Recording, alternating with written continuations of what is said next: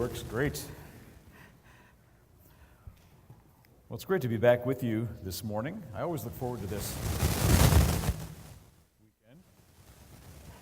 weekend. Still all right? Okay. I always look forward to this weekend at Paris Presbyterian. It's haunted. Yeah. No, it's been wonderful to be here, and this was one of the first churches that connected with me when I started working with. Would you want me to switch to the?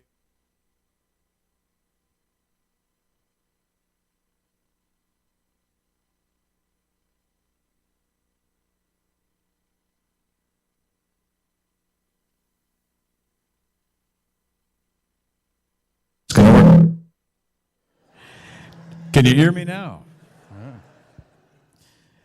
Yeah. So Paris Presbyterian is one of the first churches that connected with me when I started work with World Vision about 5 years ago. And it's just been a wonderful partnership.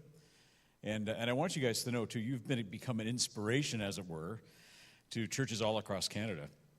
In fact, I was sharing with Christina this morning that after last year's luncheon, the folks in Mississauga at our head office saw what was happening here, and they said, wouldn't it be great if we could put that in a kit for other churches to use to do gift catalog luncheons? And so I think in the next week or two, there are about 15 churches across Canada doing lunches just like what you're doing downstairs after the church today. Yeah, it's great. It's fantastic. And so we have you guys to thank for that. And is Christina here? Is she here this morning, or is she downstairs? She's downstairs. Is there a member of the Clark family here? Nobody? They're all downstairs? Oh, yeah. Come up here for a second. I'm not going to embarrass you, honest. But so you guys can share this as a family, but this is our Poverty and Justice Bible that World Vision conscripted a few years ago. And basically, this Bible, every verse in the Bible that has to do with poverty or justice has been highlighted in orange. And I keep one on my desk. I use it kind of like a devotional Bible. As you read through it, you'd be amazed how much of the Bible is concerned with poverty and justice and the poor. And so you guys take this and enjoy it, and thank you for all your work. Appreciate that. Yeah, thank you. Yeah. So how many of you grew up in a family that did puzzles? So you've been traumatized like me. Every Christmas, every Thanksgiving, we would get together as family, and my mother would pull out the 40,000-piece puzzle, and inevitably it would take up the whole dining room table, or it seemed like that to me at the time, and we would spend literally 3 or 4 days working this puzzle. When I say we, I mean it's a royal we. It wasn't really me. I never really got that excited about the puzzles, because typically it was a puzzle of like a field of dandelions with a big blue sky, and so every piece looked the same, different shapes. And then one year, my mom picked up a puzzle on sale. I think it was at Value Village, but there was no box. And so we had no picture to even know what we were trying to solve. But she thought it would be fun. And I think that's where the trauma started for me. I said, this is not fun. Even where we had a picture, we would be working this puzzle, and there would be a piece or two missing. And that's not very satisfying either, because you've got half a picture when you're all done.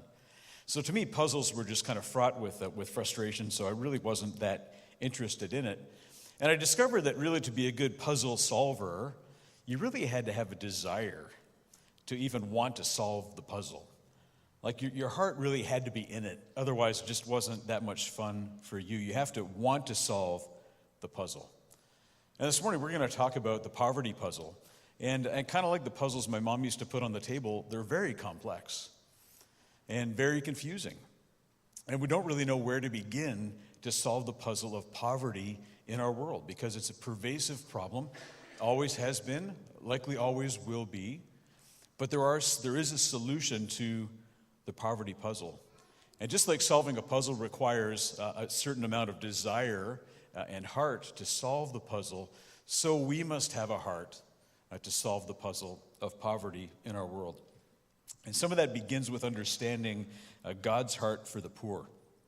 In that Bible that we just gave away, if you go through the Old Testament, especially Psalms and Proverbs, as you read through, you'll see God's heart for the poor expressed In Psalm 68:5, God calls himself a father to the fatherless and a defender of widows.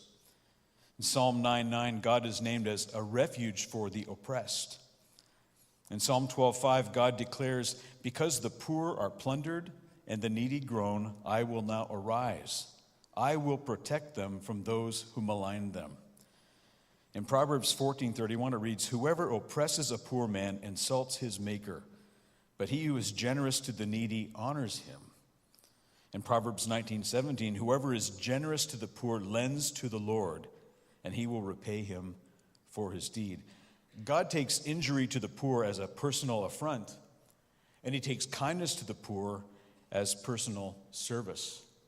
And all through the scriptures, God aligns himself with the poor. When Jesus was here as well, he tended to align himself with the poor. He had a heart for them and for their needs. Now, don't answer this out loud necessarily, but when I mention the cities of Sodom and Gomorrah, what sin do you think of? Again, mixed crowd here. Don't necessarily answer that. But when you think of the sin of Sodom, most of us go directly to some kind of sexual immorality that they were judged for.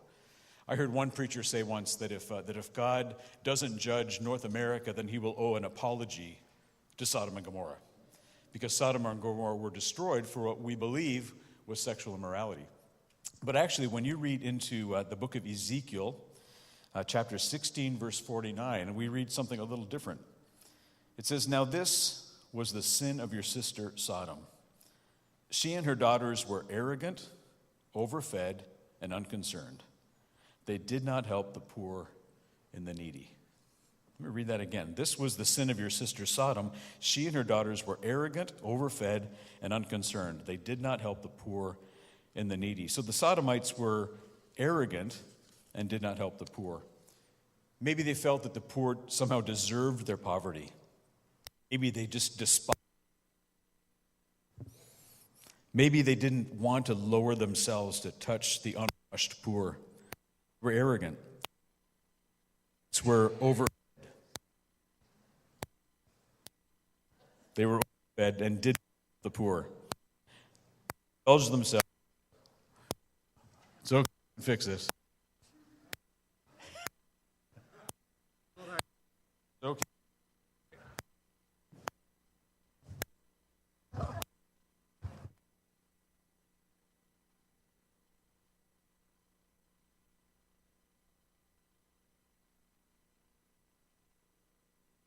All right.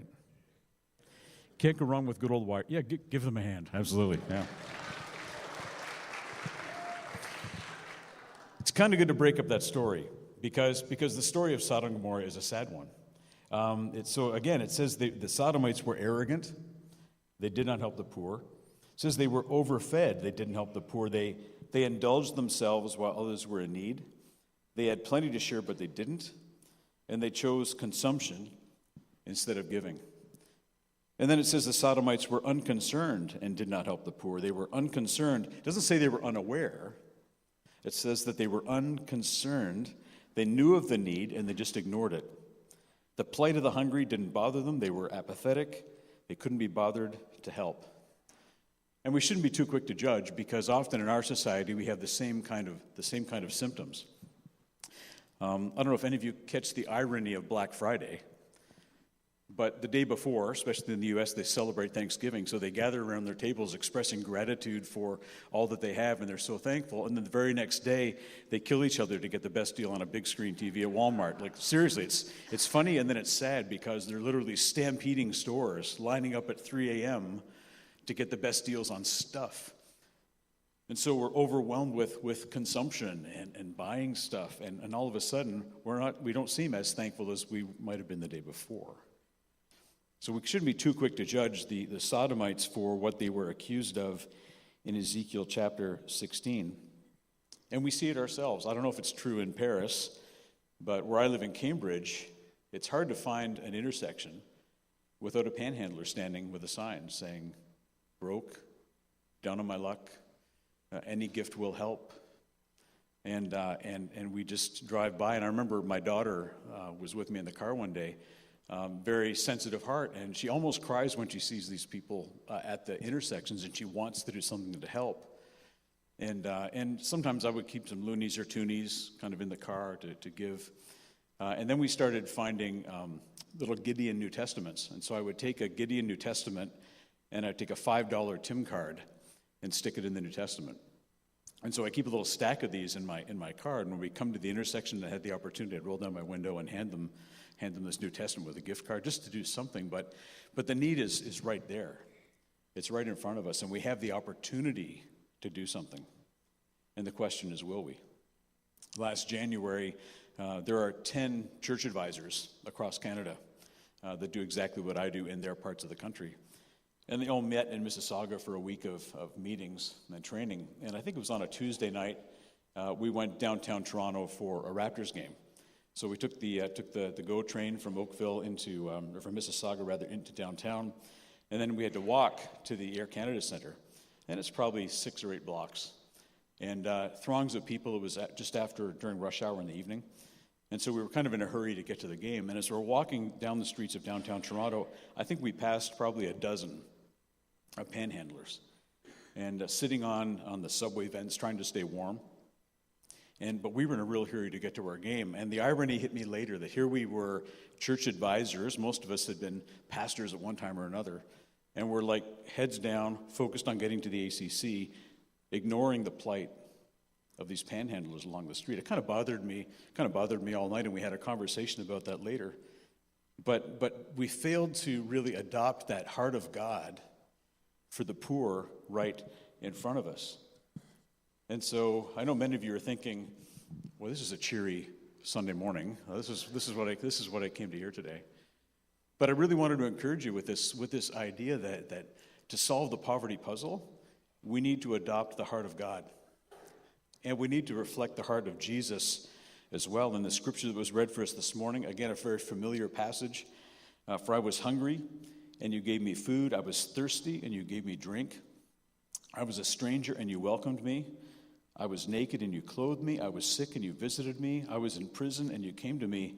Truly I say to you, as you did it to one of the least of these, my brothers, you did it to me. The way that we, the church, treat the poor is a direct reflection of the way we really feel about Jesus. And you know that if Jesus were standing at the Delta in Cambridge, you would do more than roll down your window and throw him a loonie or a toonie. You'd probably invite him home with you if you saw that person was Jesus. And in this passage in Matthew, Jesus is really saying, that is me. When you see somebody who's hungry or thirsty or in need and you take care of them, you're taking care of me. And so it's a direct reflection on our heart toward the poor. It's so important. And solving the poverty puzzle is more of a heart challenge than a practical one. We can help the poor.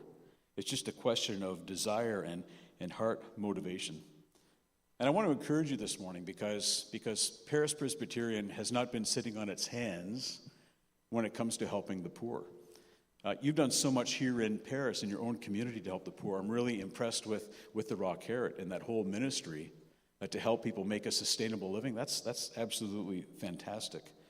The gift catalog luncheon, as Joel said, raised over $90,000 to provide really meaningful gifts, goats, chickens, medical, school supplies to children and communities all over the world. It's made a huge impact. And then you've partnered with World Vision to bring transformation to a community in Nicaragua, almost $15,000 a year to lift that community out of poverty. And we'll talk about that more in a minute. But our goal isn't simply just to alleviate poverty.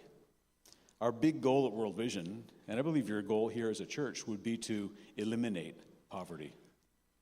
It's kind of like going down to the Grand River, and you see somebody floating downstream and struggling to keep their head above water, and so, of course, you jump in the river and you pull them out. And then a few minutes later, you see somebody else coming down the river, and they're struggling to keep their head out of the water, so you jump in and you pull them out. And alleviating poverty is kind of like that. There are always going to be people kind of floating down the river that need rescuing. But I think it was Nelson Mandela that said, at some point, you have to ask, who's throwing all these people in the river upstream? And you need to go upstream and solve the problem there. So you have to go to Cambridge and find out who's throwing all those people in the river, and they're ending up here in Paris. Seriously, that's kind of what it comes down to. What can we do upstream to really stem this problem of poverty, and what can we do that? There's always going to be a need for alleviation of poverty. Countries like Syria, South Sudan, Ethiopia, Rwanda, where the need is so great, they really do need help. And so for us, it's a matter of going in and providing food and clean water and the things that they need just on a short-term basis. That's always going to be important. But we also have to find a way to eliminate poverty in communities where we can so that it's gone forever. And that's really the heart and the purpose of World Vision. That's what we do all around the world. If you've ever wondered, when you sponsor a child for $39 a month, where that money goes, let me tell you, it doesn't go directly to the child. Because I know if you gave my daughter $39 a month, I know where it would be spent. And it probably wouldn't be on needful things. It would be at the movie theater. It would be all kinds of places, cell phones and all of that. And so what we do is we take the funds that you give for sponsorship, and they're put together with the gifts of others to improve the life of the whole community. So we went into community, in your case in Nicaragua. We spent about 6 months evaluating that community, asking the question, why are you in poverty? And typically, in Nicaragua's case, it was clean water, it was education, it was lack of health care, it was lack of employment opportunities. And so along with the community, we started strategizing and finding ways to address all of those causes of poverty at the same time. And then we enacted that strategy to make it happen. And all of that gets funded through child sponsorship. So we found 1,000 children in that community that we could find sponsorship for. So if you do the math, it's roughly $39,000 a month that we can spend in that community to see poverty over the course of about 10 years eliminated to the point that World Vision can leave and move on to another community that's in need. And so the idea is to go upstream and ask what's causing poverty and then address all of those issues. And that's the World Vision model wherever we work in any country, to bring a community out of poverty. Last year, we graduated 11 communities out of poverty to self-sustainability. So we went upstream in those communities, solved poverty sustainably, and World Vision hands over the keys, and then we leave. And we always go back and assess. We keep track of them to make sure that they're still healthy. And by God's grace, we found these communities just flourish because we've been able to solve the poverty puzzle for them, and we've eliminated poverty in those communities. And so that's really what your work has done through World Vision and through our partnership together. We've been able to really bring sustainable poverty elimination in Nicaragua, in the community that you're working. In communities like Larinaga, where most of your sponsored children are, poor water and sanitation cause life-threatening illnesses, especially among children. So if you want to improve a child's health, the focus for us has been water. This past year, you helped improve children's health by providing access to safe water for almost everyone in the community.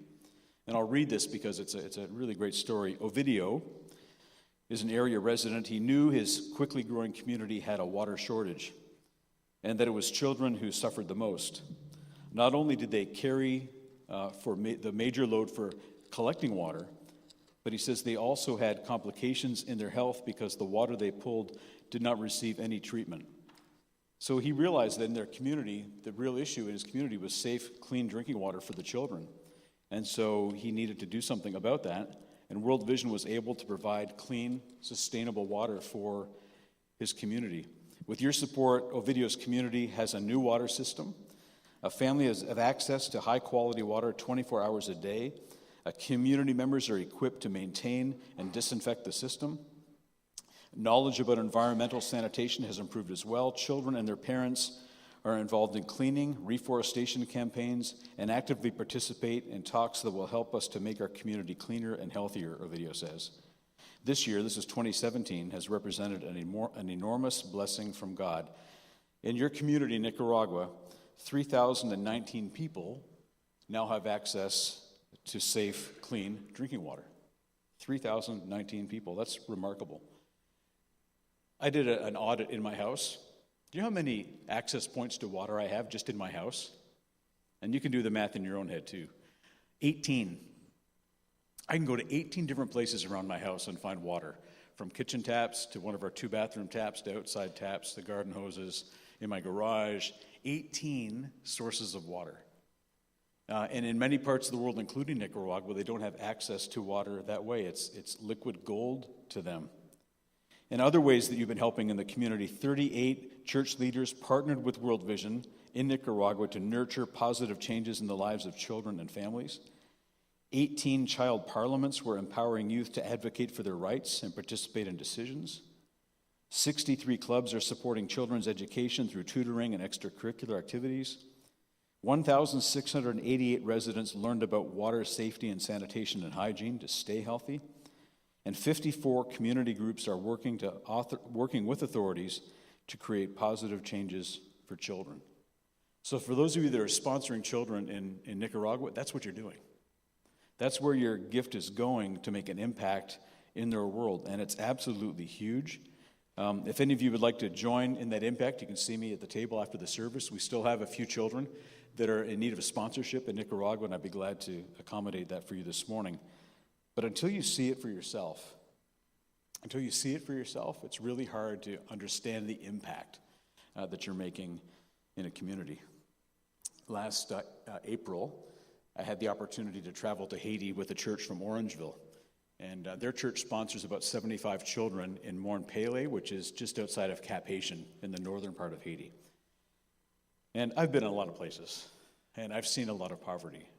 And believe me, I've never seen anything quite as bad as what I saw in Cap-Haïtien. Very little infrastructure, very little electricity, very poor electricity, no closed sewers. So basically the sewers run in the streets. They have these big ditches. There's no trash collection. As you drive through Cap-Haïtien, the garbage just piles up. You get to the ocean, and these beautiful beaches are covered in about 2 feet of garbage everywhere you look. Didn't see a garbage truck the whole time we were in Cap-Haïtien. Didn't see a police officers the whole time we were in Cap-Haïtien. It's kind of the Wild West. There's no law enforcement there, and just poverty like I've never seen before. The community that we were working in, Morne-Pele, just outside of Cap-Haïtien, is in a valley, and a fairly fertile valley. They're able to grow a lot of food there, so that's not so much the issue, but a fair bit of livestock there, and any water they have on the ground is contaminated.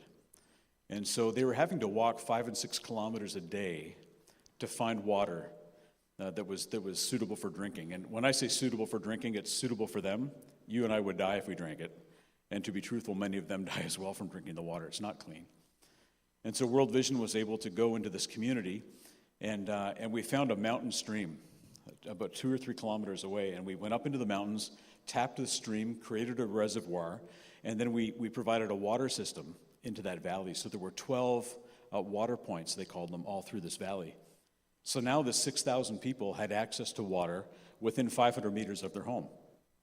And they had a tap that they could go to 24 hours a day, turn the tap, and get clean, fresh water for their families. And it was a remarkable thing to go and to visit these different water points with this group from Orangeville and to see the difference it was making. So one of the community leaders who had been trained in kind of maintaining the system, he said, "Would you like to see the source? Would you like to see where the water comes from?" And so the team was like, "Yeah, we want to see it." And we said, "Where is it?" He said, "Oh, it's just over there."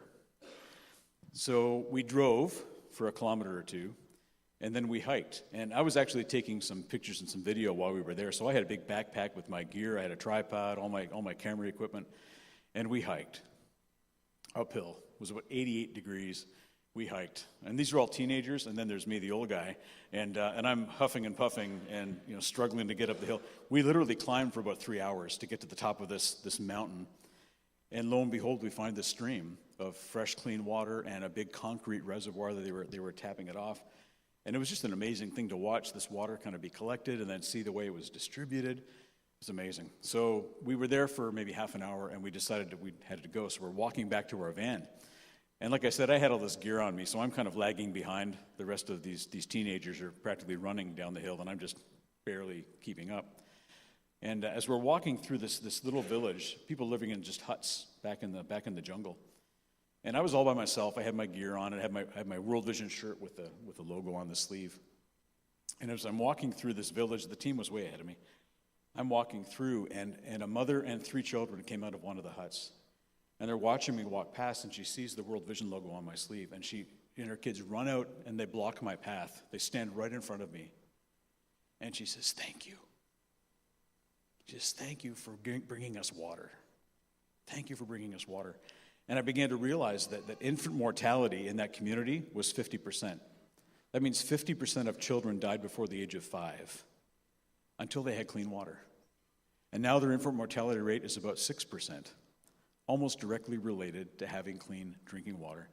And she runs up to me, and she gives me this massive hug, and her kids are hanging on my arms. They're rubbing the blonde hair on my arms. They've never seen, blonde hair on white arms before. They're just amazed by that. But she just kept saying, thank you, thank you, thank you for providing clean water. And as I caught up to the rest of the group, they were waiting for me at the van, and I'm literally crying because it was just so overwhelming to realize that we had literally changed their life by providing something as simple as water.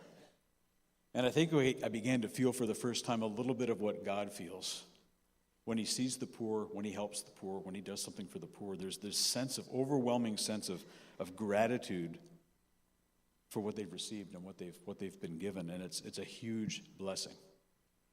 So my challenge to you this morning, it's a challenge and a thank you. We know that people are being thrown in the river. But along with World Vision, Paris Presbyterian is going upstream and preventing them from being thrown in this river called poverty in the first place.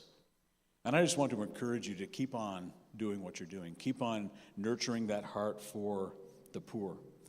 There are a couple of things you can do this morning. I've got a table set up at the side, and there are a couple of things that we actually have available to you. First of all, if you're here this morning and you already sponsor a child, we have these letter writing kits that we've put together. So if you're like most sponsors and you don't write letters to your sponsor child, they are waiting to hear from you. And so in this envelope, you'll find a card that you can fill out, or your kids can fill out, or your grandkids can fill it out. And you just basically fill out that card. And on the front, you write your child's address and their ID number. That's on the back of the picture folder that you got when you sponsored. And just stick some postage on that and send it, and they'll get that. I don't know if they'll get it in time for Christmas, but they will get it. So take that opportunity. Do this with your kids or your grandkids. I've got lots of kids back at the table. You might be here this morning and you've never sponsored a child, but you're excited to learn more about that. And so I have a bunch of picture folders. I mentioned that there are about 1,000 children in the community that we seek to find sponsors for. I think we're down to our last 50 or 60 children in that community because it's been a couple of years since we started, Joel, sponsoring kids here. So we're getting down to the last few. So if you've thought about it, and you're still thinking about it, and you think today might be the day, come and see me at the table. I'll have some downstairs as well afterwards, but real simple process to find a child and fill out the simple form, and you take this card home with you, leave the form with me, and we'll get you set up to join that community of sponsors here, and you can begin making that huge difference in the life of that community. But I guess my biggest challenge to you this morning, as it's been a challenge to me, is to ask you to examine your own heart. We know how God feels about the poor. We know how Jesus feels about the poor. We know the lengths to which they went to help the poor. And so my challenge for us today is, will we take on the heart of God?